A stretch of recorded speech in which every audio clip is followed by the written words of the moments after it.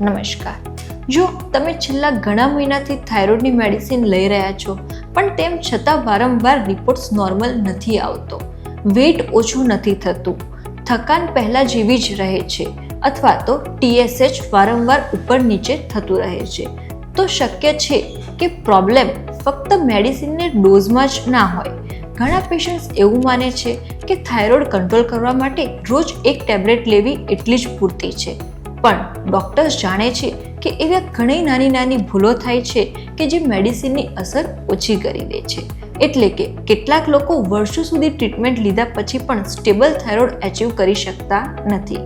તો સૌથી પહેલાં વાત કરીએ મેડિસિન લેવાની સાચી રીતની. થાઇરોઇડની મેડિસિન્સ ખાસ કરીને લિવોથાઇરોક્સિન ત્યારે સૌથી સારી રીતે કામ કરે છે કે જ્યારે તેને ખાલી પેટ ફક્ત પાણી સાથે લેવામાં આવે અને તેના પછી થોડા સમય સુધી કંઈ પણ ખાવા કે પીવામાં ના આવે. પણ ઘણા લોકો ટેબ્લેટ લીધા પછી તરત જ ચા, કોફી અથવા તો નાસ્તો કરી લે છે. આનાથી મેડિસિનનું એબ્ઝોર્પ્શન ઓછું થઈ શકે છે અને રિપોર્ટ્સ અપેક્ષા પ્રમાણે ઇમ્પ્રૂવ થતા નથી. પણ વાત ફક્ત આટલી જ નથી. ઘણીવાર કેલ્શિયમ અથવા આયર્નની ટેબ્લેટ પણ થાઇરોઇડની મેડિસિન સાથે જ લઈ લેવામાં આવે છે.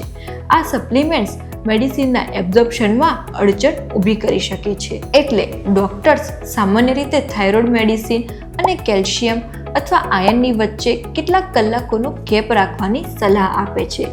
હવે માનો કે તમે મેડિસિન પણ સાચી રીતે લો છો પણ તેમ છતાં રિપોર્ટ સારો નથી આવતો, તો તેના પાછળ એક બીજું કારણ પણ હોઈ શકે છે અને એ છે મેડિસિન મિસ કરવી અથવા તો રોજ અલગ અલગ સમય પર લેવી.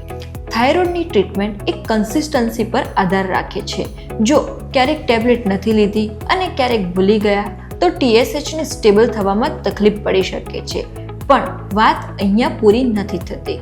કેટલાક લોકોમાં પેટ સાથે જોડાયેલી કન્ડિશન જેમ કે સિલિયાક ડિઝીઝ, એટ્રોફિક ગેસ્ટ્રાઇટિસ અથવા બીજી ડાયજેસ્ટિવ પ્રોબ્લેમ્સના કારણે પણ મેડિસિન પૂરી રીતે એબ્ઝોર્બ નથી થઈ શકતી.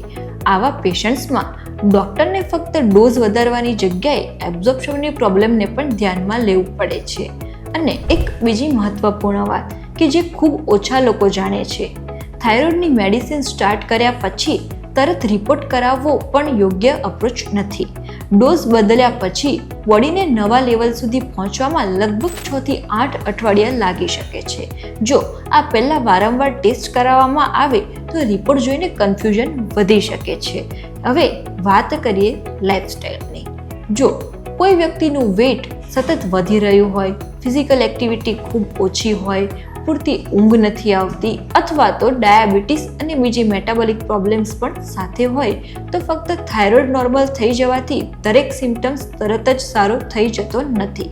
ઘણીવાર થકાન અથવા તો વેઇટ ગેઇન પાછળ એક કરતાં વધુ કારણો હોઈ શકે છે. અને છેલ્લે એક બીજી મોટી ગલતફહેમી કે ઘણા પેશન્ટ્સ પોતાની મરજીથી ડોઝ વધારી દે છે અથવા બીજા કોઈની થાઇરોઇડની મેડિસિન લેવાનું શરૂ કરી દે છે. પણ થાઇરોઇડની ટ્રીટમેન્ટ દરેક પેશન્ટ માટે અલગ હોય છે. ઉંમર, પ્રેગ્નન્સી, વેઇટ, બીજી મેડિસિન્સ અને બીજી મેડિકલ કન્ડિશનને ધ્યાનમાં રાખીને ડોઝ નક્કી કરવામાં આવે છે. એટલે ડૉક્ટરની સલાહ વગર ડોઝ બદલવી અથવા મેડિસિન બંધ કરી દેવી એ નુકસાનકારક બની શકે છે. તો આજના વિડીયોમાંથી ફક્ત એક વાત યાદ રાખો, જો તમારું થાઇરોઇડ કંટ્રોલ નથી થતું તો એનો અર્થ હંમેશા એવો નથી કે મેડિસિન કામ નથી કરતી. ઘણીવાર અસલી કારણ મેડિસિન લેવાની રીત, તેનું એબ્ઝોર્પ્શન, બીજી મેડિસિન્સ, લાઇફસ્ટાઇલ અથવા તો કોઈ બીજી અંડરલાઇંગ કન્ડિશનમાં છુપાયેલું હોય છે. એટલે ફક્ત TSH રિપોર્ટ જોઈને પરેશાન થવાની જગ્યાએ તમારા ડૉક્ટર સાથે આખી ટ્રીટમેન્ટ રૂટીનને સારી રીતે સમજવું વધુ જરૂરી છે. કેમ કે થાઇરોઇડને કંટ્રોલ કરવું એ ફક્ત ડોઝ વધારવાથી નથી, પણ સાચું ડાયગ્નોસિસ, સાચી રૂટીન અને રેગ્યુલર ફોલોઅપથી શક્ય બને છે. ધન્યવાદ.